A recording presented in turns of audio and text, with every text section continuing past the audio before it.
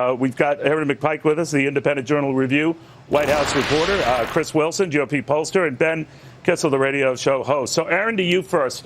If you talk about this 1-2 punch this administration is doing, essentially refuting the triumphs, or at least the perceived triumphs of the last administration, healthcare, you take away a lot of the key funding that these insurance companies have enjoyed. That's a big tear.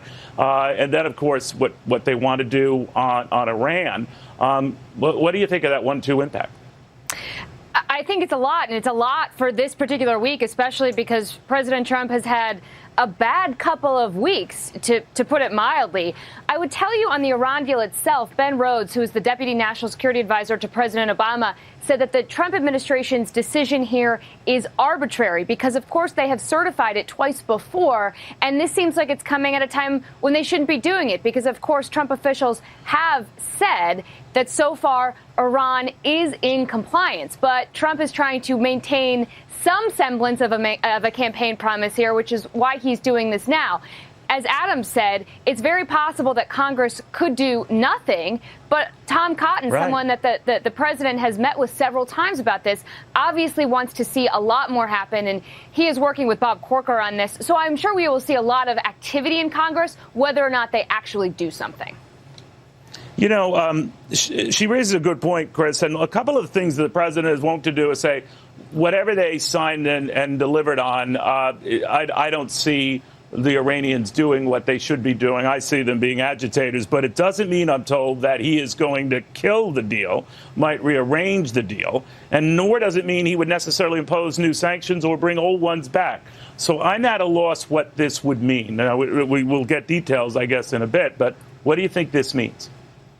Well, I'm with you. I mean, I'm at a loss as well. And as Aaron pointed out, Congress could do nothing. And so if that's the case, then probably doesn't mean a lot in the immediate future. But it is a campaign promise. And I think Donald Trump is getting a lot of pressure right now to live through on campaign promises. But, you know, if you look back, I mean, Barack Obama said he didn't need Congress because he had a pen and a phone.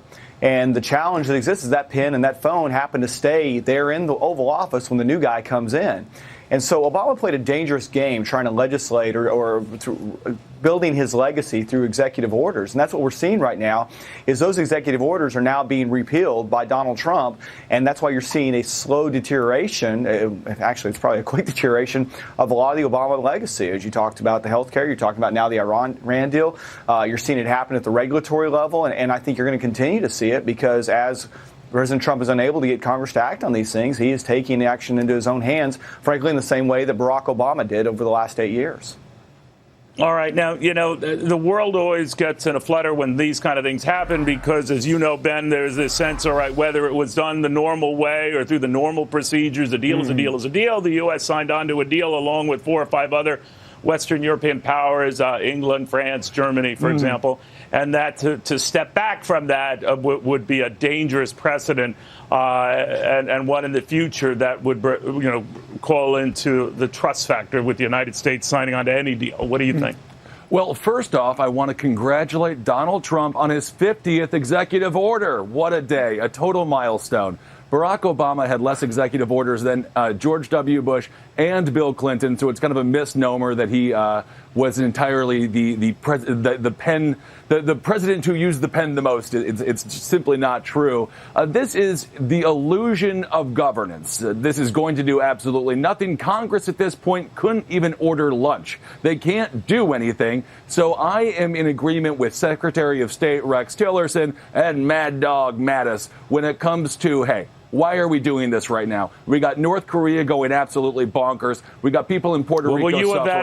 Were you of that opinion when Barack Obama was signing these executive orders? I know what you're saying. I mean, executive orders really are only worth the paper they're printed on at the time. Well, that's the problem. Right. As long as we continue to not go through our democratic process, we're going to have paper presidents. And that's exactly what Obama's legacy is written on. And that's why it's so easy to do away with. All right, guys, I want to thank you. Well, we got a lot of breaking news here. We're going to get the details of that Iranian agreement out soon.